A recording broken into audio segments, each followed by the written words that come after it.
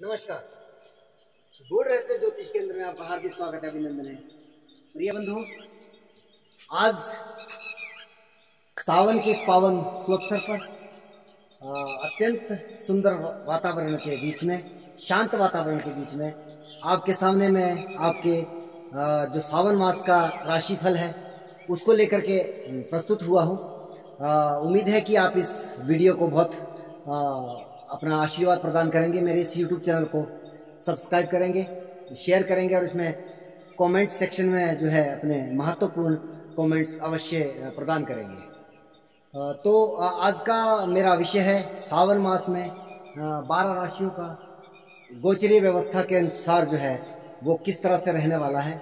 सबसे पहली बात कि सावन मास में 5 शुक्रवार और 5 गुरुवार होने जा रहे हैं इस बार, और यह एक अलग प्रकार का जो है विषय भी है कि जब ऐसे समय में 5 शुक्रवार हैं तो यहाँ पर दूध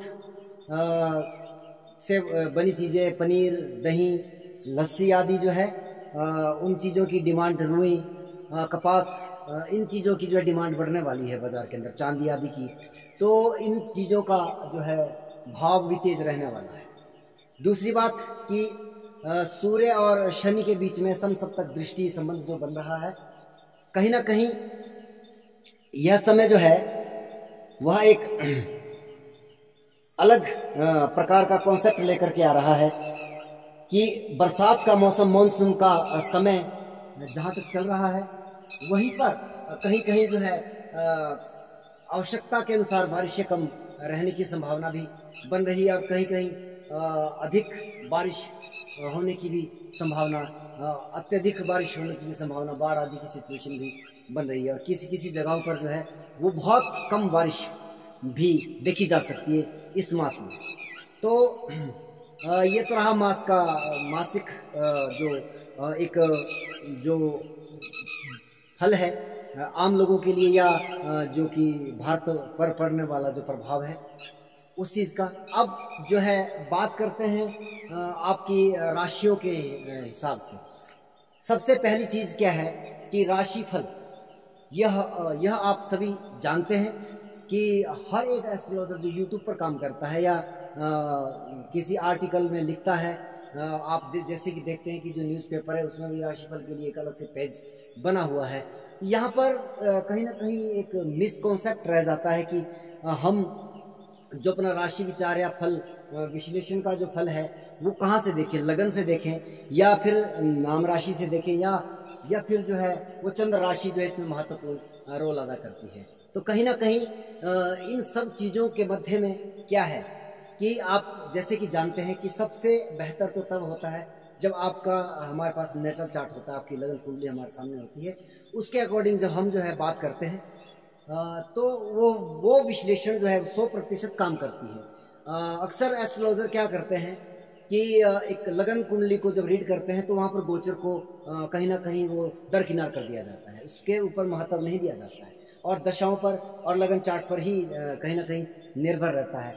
अब ये जो लगन चार्ट या दशाएं आपकी, मान लीजिए किसी की राजयोग की दशा चल रही है और वो व्यक्ति जो है एक एस्ट्रोलॉजर के पास जाता है और एस्ट्रोलॉजर उसे बताता है कि हाँ अब ये जो है कॉन्सेप्ट आपका जो इवेंट है ये होने वाला है, परंतु गोचर उससे डिफरेंट होता है और वो परिणाम जब नहीं आता है तो लोग जो है वो ज्योतिष को जो है वो पखंड या उसको सही आंकलन की दृष्टिकोण से नहीं देखते हैं।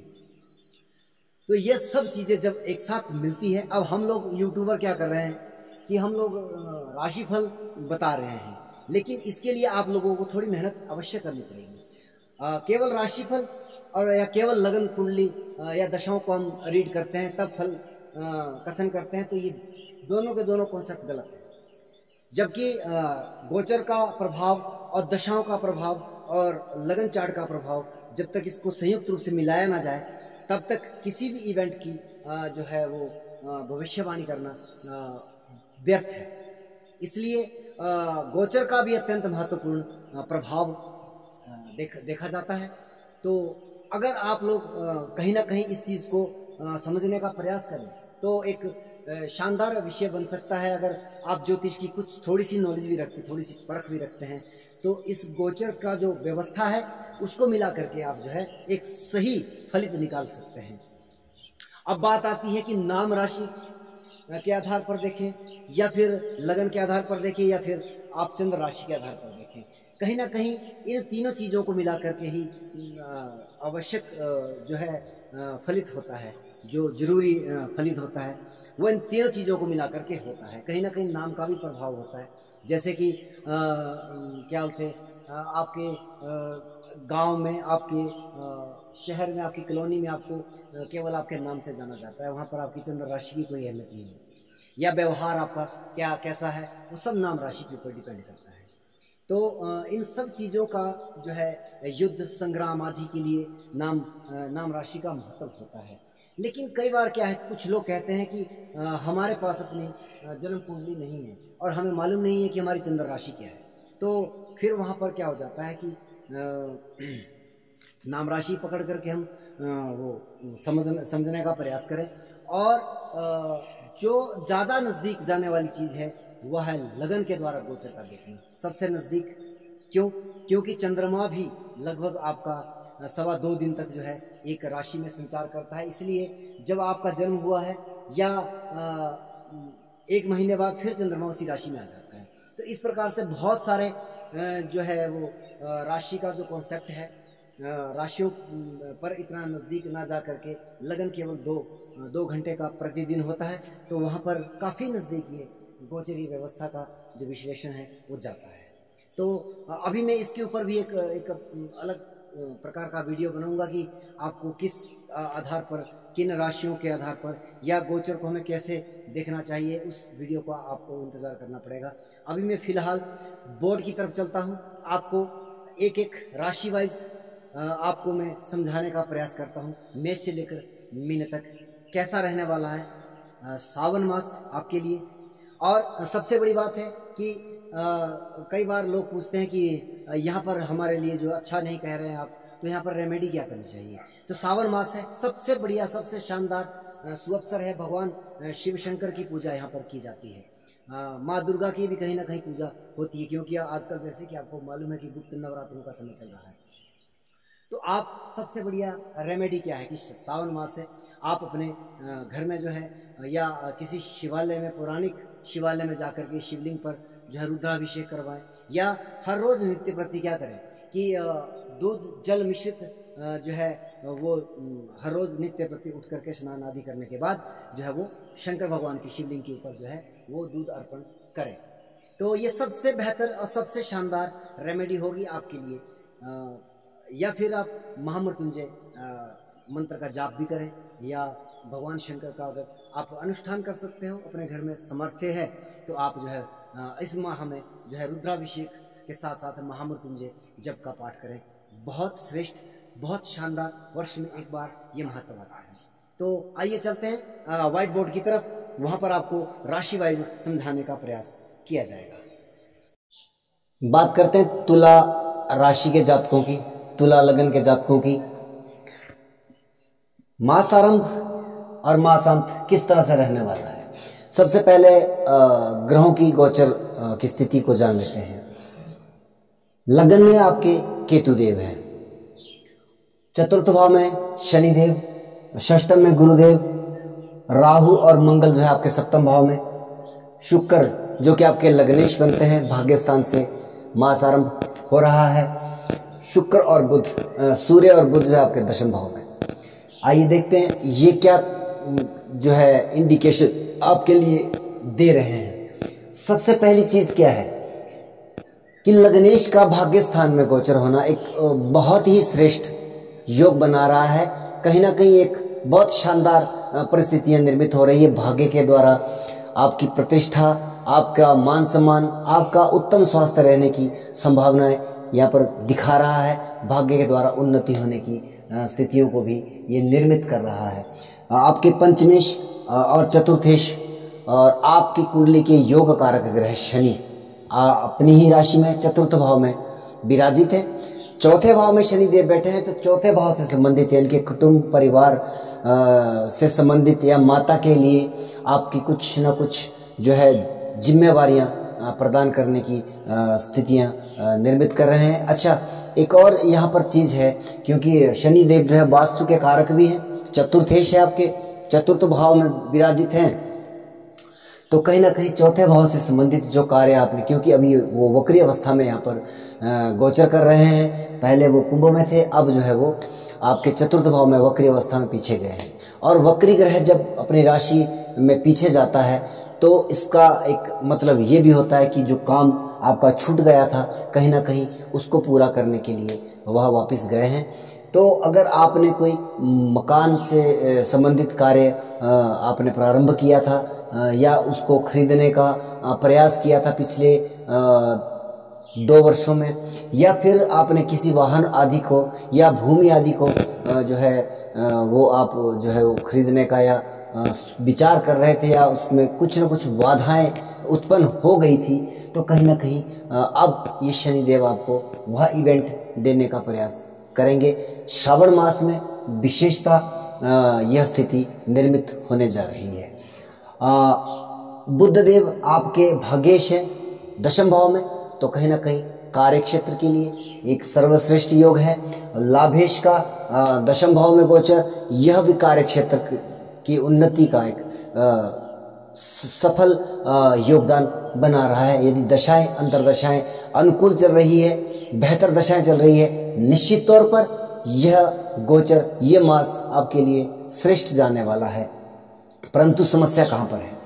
आपके केतु देव लग्नस्थ हैं, तो हालांकि लग्नेश बलवत अवस्था में है, तो कहीं ना कहीं केतु देव जब लगन में संचार करते हैं तो कहीं ना कहीं मानसिक परेशानियां उत्पन्न करते हैं। स्वास्थ्य को लेकर के भी दिक्कत परेशानियां दिखाई दे रही है। और हाँ, ये बात जरूर है कि आपके विचारों में आध्यात्मिकता वो बरकरार है, लेकिन मंगल की दृष्टि यहाँ पर पड़ रही है, तो कहीं ना कहीं क्रोध जैसी सिचुएशन भी क्रिएट कर रहे हैं। सप्तम भाव में राहु मंगल जैसे ग्रह बैठे हैं, तो ये इंडिकेशन दे रहे हैं कि कहीं ना कहीं आप अपने जीवन साथी को लेकर के परेशानियां आपकी परेशानियां बढ़ सकती है। कहीं ना कहीं आप अपने जीवन साथी की ज़रूरतों को वो अनदेखा कर रहे हैं, उनको आप पूरा करने की जो है वो कोशिश भी नहीं कर रहे, या आप उनकी ज़रूरतों को पूरा ही नहीं कर पा रहे हैं।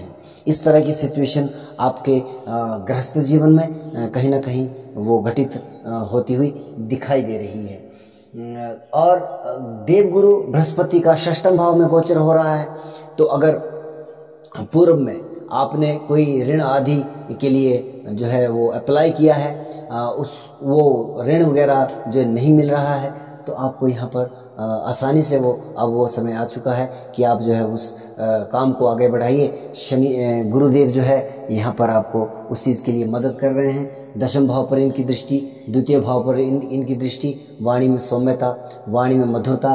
दशम भाव आपका कार्य क्षेत्र है, गुरु की दृष्टि पड़ने से आपके कार्य क्षेत्र में एक बेहतर परिणाम यहाँ पर प्राप्ति की संभावनाएं दिखाई दे रही है। बुध देव आपके 1 अगस्त को लाभ भाव में चले जाएंगे, ये और भी बेहतर योगदान यहाँ पर मिल रहा है। और शुक्रदेव जो कि आपके भाग्य स्थान पर अब तक गोचर कर रहे थे, 6 अगस्त को यह भी अपनी राशि बदल रहे हैं, तो कहीं ना कहीं यह एक बेहतर परिस्थितियां हैं। आपका मास पूरा का पूरा महीना जो है श्रावण मास, सावन का महीना आपके लिए बहुत ही शानदार जो है सूचना लेकर के आ रहा है। परंतु कहीं ना कहीं आप अपने जीवन साथी और अपने स्वास्थ्य को लेकर के चिंतित हो सकते हैं, या अपने जीवन साथी की डिमांड को लेकर के आप थोड़े से चिंतित हो सकते हैं। आप जो है इन चीज़ों के लिए परेशानी दिखा। बात करते हैं वृश्चिक राशि के जातकों की। वृश्चिक राशि, वृश्चिक लगन जो है आप जो है आपके लिए सावन मास का महीना कैसा जाने वाला, कैसा रहने वाला है। कहीं ना कहीं जितने भी स्थिर लगन बनते हैं, स्थिर राशियां बनती है, उनके सावन मास में मास प्रारंभ में केंद्र का भाव खाली दिखाई दे रहा है। तो कहीं ना कहीं मास की जो प्रारंभ है, महीने की जो शुरुआत है, वो कुछ बेहतर नहीं दिखाई दे रही है। मासारंभ में स्थितियां कुछ नकारात्मक है। आपके तो लग्नेश भी जो है वो 6ठे भाव में राहु के द्वारा पीड़ित अवस्था में पाए जा रहे हैं। तो कहीं ना कहीं रोगों से सावधान, अचानक कोई ना कोई बीमारी आपको घेर सकती है, परंतु मंगल यहाँ पर है तो लग्नेश जिस भाव में बैठता है उस भाव को बलि कर देता है। तो प्रभाव ये छठे भाव का अधिक रहने वाला है, स्वराशि का है। रोग, ऋण, शत्रु आप पर कहीं ना कहीं वो प्रहार करने का प्रयास करेंगे। हालांकि शत्रुओं को आप अपने जो है वो योग्यता से, अपने बल पराक्रम से जो है वो परास्त करने की क्षमता इस महीने में रखते हैं। दशाएं अंतरदशाएं उसके ऊपर निर्भर करती है। बात करते हैं द्वादश भाव में केतुदेव। केतुदेव मोक्ष भाव में कहीं ना कहीं आपको आध्यात्मिक प्रवृत्ति की ओर आपकी बढ़ती मानसिकता एक बहुत शानदार परिस्थितियां निर्मित कर रही है। शनि का तीसरे भाव में गोचर होना तो कहीं ना कहीं आपके त्रिषडा या त्रिय भाव जिसको कहते हैं उनमें क्रूर ग्रहों का निवास होना, आप कहीं ना कहीं कंपटीशन, मुकाबला आदि के जो भी कार्य हैं उनमें सफलता प्राप्त करते हुए दिखाई दे रहे हैं। आप इस महीने अधिक ऊर्जावान रह सकते हैं। ये एक आपके लिए पॉजिटिव पॉइंट है, लेकिन कहीं ना कहीं स्वास्थ्य को आपको संभालना पड़ेगा। पंचमेश गुरुदेव पंचम भाव में संचार कर रहे हैं। पांचवें भाव में हम अपने ज्ञान, शिक्षा, बुद्धि, संतान आदि के लिए देखते हैं। संतान के लिए अच्छी स्थितियां निर्मित हो रही है। शिक्षार्थी है, शिक्षा के लिए बहुत बेहतर परिणाम लेकर के गुरुदेव आ रहे हैं। आपके भाग्य भाव को भी दृष्ट कर रहे हैं, आपके लगन भाव को भी दृष्ट कर रहे हैं। हाँ, जो आपके लिए स्वास्थ्य की जो मैं बात कह रहा हूँ, लगन पर गुरुदेव की दृष्टि होने से कहीं ना कहीं आप अपने रोगों से लड़ने की क्षमता रखते हैं और आप जो भी आपको कोई प्रॉब्लम, परेशानियां हैं उससे आप बहुत जल्दी निजात पा सकते हैं। शुक्र का अष्टम भाव में, आपके सप्तमेश का अष्टम भाव में, द्वादशेश का कहीं ना कहीं गोचरीय व्यवस्था है, फिर भी एक विपरीत राजयोग जैसी स्थिति जो है शुक्रदेव यहाँ पर निर्मित कर रहे हैं। लेकिन विपरीत राजयोग जो है वो गोचर में इतना प्रभावशाली नहीं होता है। कई एस्ट्रोलॉजर गोचर में भी इसका वो प्रभाव देते हैं, लेकिन अगर दशाएं अंतरदशाएं उसके अकॉर्डिंग काम कर रही है निश्चित तौर पर तब ये काम कर जाएगा। इसके लिए दशाएं अंतरदशाएं देखना वेरी इंपॉर्टेंट है। बुध सूर्य देव आपके जो है वो लाभेश और दशमेश भाग्य स्थान पे गोचर कर रहे हैं। तो कहीं ना कहीं लाभेश का भाग्य स्थान में गोचर करना, आपको दशमेश के साथ विराजित होना, तो कहीं ना कहीं कार्य क्षेत्र में भाग्य के द्वारा उन्नति होने की शुभ अवसर भी आपको इस मास में मिलने की संभावनाएं दिखाई दे रही है। अब यहाँ पर बुध देव 1 अगस्त को जो है वो राशि बदल रहे हैं।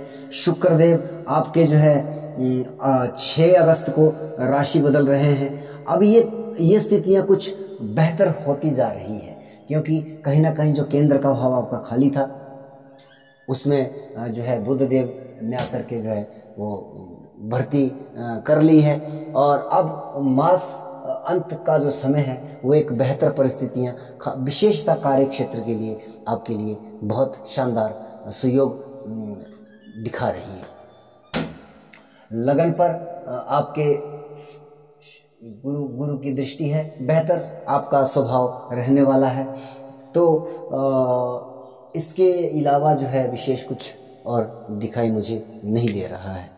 बात करते हैं धनु राशि की। धनु राशि के जातकों के लिए कैसा रहने वाला है सावन मास। हालांकि धनु राशि जहाँ पर कि 29 अप्रैल के बाद जो है वह एक शनि की 7.5 से मुक्ति प्राप्त कर चुकी थी, लेकिन शनिदेव जब वक्री अवस्था में जो है वह वापस धनु राशि पर मकर राशि में आ रहे हैं, तो धनु की जो है यहाँ पर 7.5 जो है वो पुनः से प्रारंभ हो गई। ये 7.5 अब आपकी 17 जनवरी 2023 तक जो है चलने जा रही है। लेकिन 7.5 हर बार नकारात्मक परिणाम लेकर के आए ऐसा नहीं है, उसके लिए दशाएं अंतरदशाएं अनुकूल हो। 7.5 का प्रभाव बहुत शुभ भी होता है। अब ये छूटती शनि की 7.5 आपको निश्चित तौर पर कोई ना कोई बड़ा और बेहतरीन लाभ देने की संभावना बना रही है। दूसरे भाव में, जिस भी भाव में शनि होता है उस भाव को स्लो कर देता है, डिले कर देता है, लेकिन डिनाई नहीं करता। दूसरा भाव अब तक जहाँ जहाँ पर कि आपका धन का मामला बहुत सारे कारणों से अटका पड़ा था, कहीं ना कहीं समस्या आ रही थी, कुटुंब परिवार में भी कुछ हद तक जो है वो कलेश का माहौल बन रहा था।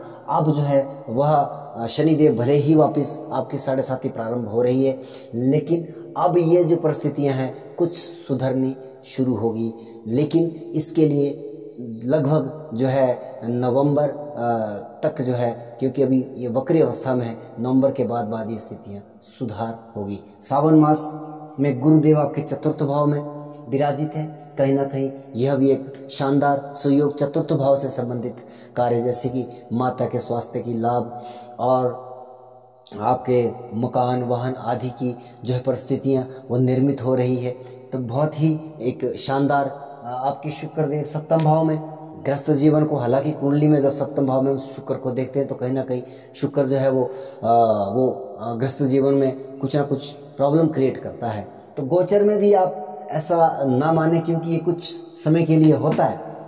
तो 7वें भाव में शुक्र आपके लगन को दृष्टि दे रहा है, कहीं ना कहीं आपके व्यक्तित्व में निखार आने वाला है, कहीं ना कहीं आपका जो वो प्रतिष्ठा है या जो आपकी पर्सनैलिटी है उसमें कहीं ना कहीं आपका जो है वो उत्थान होने वाला है, आप बहुत शानदार दिखने वाले हो।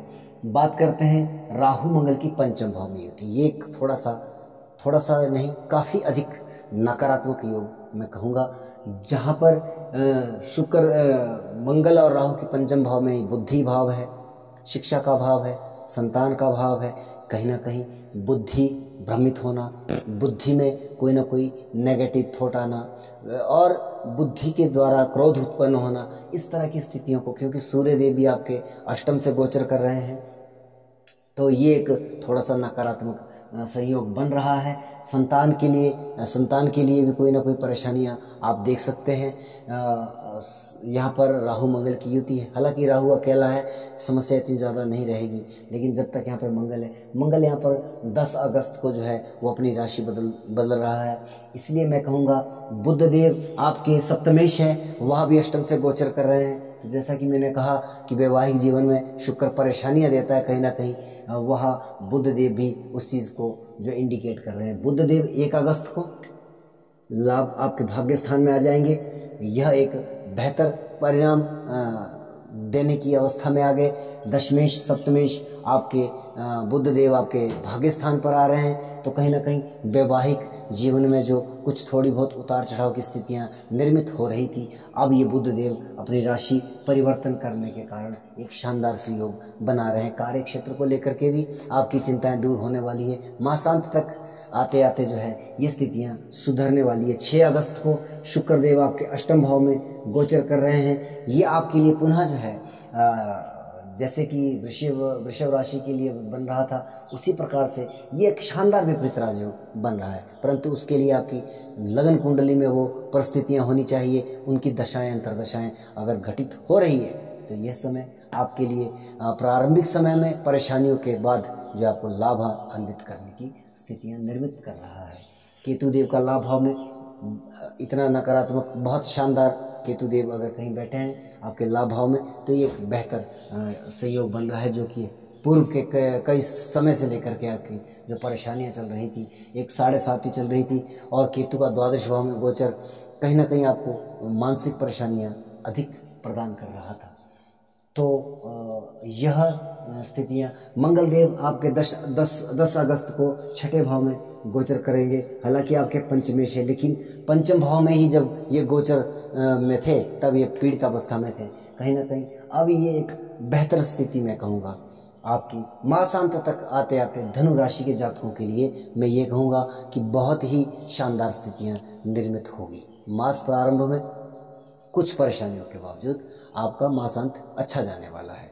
वीडियो को अंत तक देखने के लिए बहुत बहुत धन्यवाद, और आप जो है मेरे इस YouTube चैनल को सब्सक्राइब करें, से शेयर करें, कमेंट छोड़ें। हार्दिक धन्यवाद।